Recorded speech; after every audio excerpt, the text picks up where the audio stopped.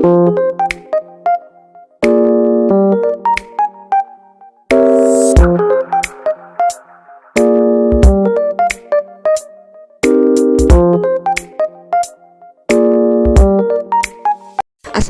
warahmatullahi wabarakatuh. Welcome to my channel Gudang Pinjol. Apa kabar teman-teman semua? Semoga teman-teman dalam keadaan sehat walafiat dan selalu dilancarkan rezekinya dan juga selalu dilancarkan usahanya. Nah, kali ini saya akan membahas tentang kredit usaha rakyat, yang mana banyak sekali yang berhasil dan juga bunganya sangat rendah, dan tentunya ini sangat aman untuk teman-teman gunakan karena tanpa jaminan dan bisa pinjam hingga ratusan juta rupiah. Nah, penasaran apa yang dimaksud dengan KUR dan bagaimana cara kita pengajuannya? Nah, sebelumnya jangan lupa di subscribe, like, dan komen dulu channel saya ini, oke?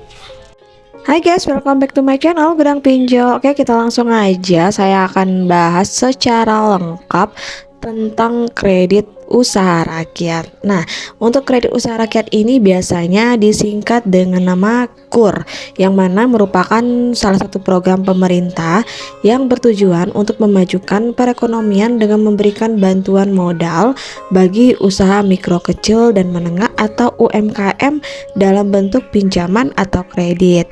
Nah, untuk program ini juga disalurkan atau diberikan dengan melalui lembaga perbankan yang dipilih oleh pemerintah untuk bekerja sama dengan pemberi program ini. Nah, untuk program kredit usaha rakyat atau KUR ini adalah salah satu langkah baik bagi kemajuan ekonomi, ya, seperti yang telah kita ketahui bersama. Meskipun ya skala UMKM ini untuk menengah ke bawah, tetapi UMKM adalah salah satu bagian penting untuk menggerakkan roda perekonomian nasional, sehingga UMKM ini memiliki peran penting untuk memberikan lapangan pekerjaan. Jadi teman-teman bisa menciptakan lapangan sendiri. Bahkan banyak yang mau mulai usahanya dari nol dengan dibantu oleh kredit usaha rakyat atau KUR ini. Nah, di sini salah satu dari pelaku usaha yang memang tengah merintis usaha sendiri dan membutuhkan akses pemodalan yang ringan. Jadi teman-teman memang harus mengetahui dulu nih apa itu kredit usaha rakyat sebelum kita memulai mengajukan pinjaman di kredit usaha rakyat ini. Asalkan teman-teman mengetahui apa informasinya terlebih dahulu, apa itu KUR dan bagaimana cara pengajuannya, berapa limitnya, dan juga berapa tenor yang kita dapatkan untuk mengajukan pinjaman di kredit usaha rakyat ini. Nah, kita langsung lihat bagaimana bunga KUR dan juga plafonnya. Nah, dan untuk bunga KUR yang telah ditetapkan oleh pemerintah yaitu sebesar 6%. Nah, sedangkan untuk platform KUR di sini tanpa jaminan, dan ini maksimal kita mengajukan pinjaman hingga 100 juta rupiah dengan subsidi bunga KUR menjadi 3% yang diperpanjang, ya. Jadi besaran bunga kredit usaha rakyat ini menjadi 3% karena adanya program subsidi.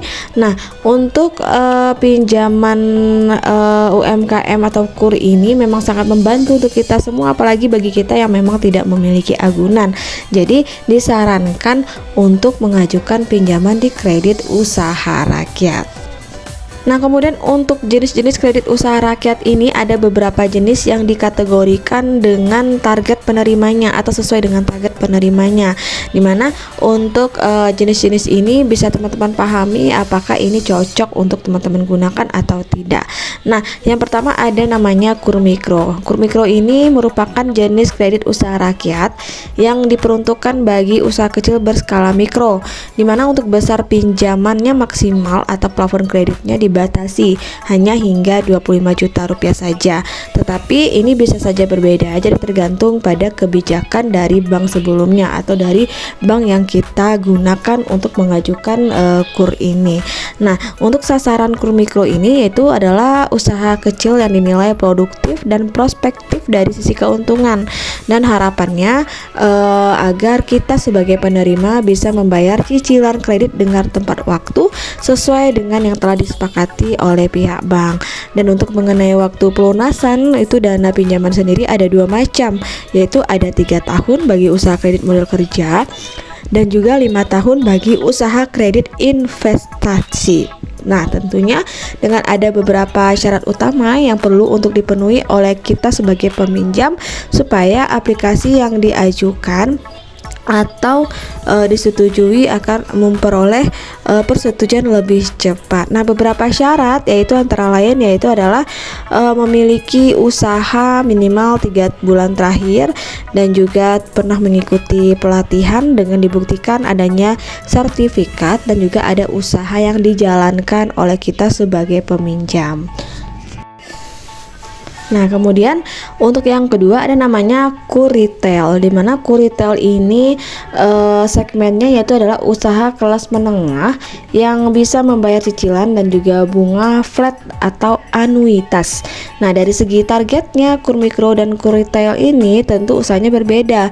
Jadi maksimal pinjaman modalnya pun juga cukup jauh, yaitu hingga 500 juta rupiah. Dan juga selain dari segi jumlah pinjaman atau plafon yang tinggi, untuk Qurretail ini juga menawarkan jangka waktu yang pinjamannya cenderung lebih lama, yaitu maksimal 4 tahun bagi kredit pembiayaan modal kerja dan 5 tahun bagi pembiayaan investasi. Dan sementara untuk syarat yang dibutuhkan untuk pengajuan Qurretail ini nggak jauh berbeda dengan syarat pada kredit mikro. Mungkin ada sedikit perbedaan, yaitu tuntutan agar peminjam mempunyai jaminan atau agunan, karena ini merupakan pinjaman dengan limit maksimal 500 juta rupiah. Nah, yang ketiga ada namanya KUR Tenaga Kerja Indonesia. Berbeda dari kedua jenis KUR sebelumnya yang saya jelaskan, di mana untuk KUR Tenaga Kerja ini diberikan oleh pemerintah untuk tenaga kerja Indonesia yang bekerja di luar negeri. Tujuannya agar supaya para TKI yang akan berangkat dan melakukan perjalanan ke luar negeri mempunyai modal awal, supaya seluruh masyarakat bisa memperoleh bantuan ini dengan adil dan diterima dalam bentuk nyata.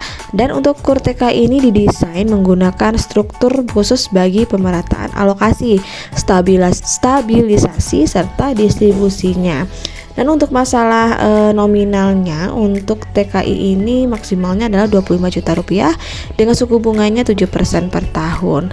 Dan untuk jangka waktunya yaitu paling lama 3 tahun sejak pinjaman diterima. Masih dari saya tentang kredit usaha rakyat, di mana KUR ini memang didesain bagi para pelaku usaha kecil hingga menengah yang ingin mengakses bantuan permodalan. Dan semoga informasi dari saya ini bisa bermanfaat untuk teman-teman semua dan bisa digunakan untuk hal yang lebih produktif lagi. Akhir kata, wassalamualaikum warahmatullahi wabarakatuh.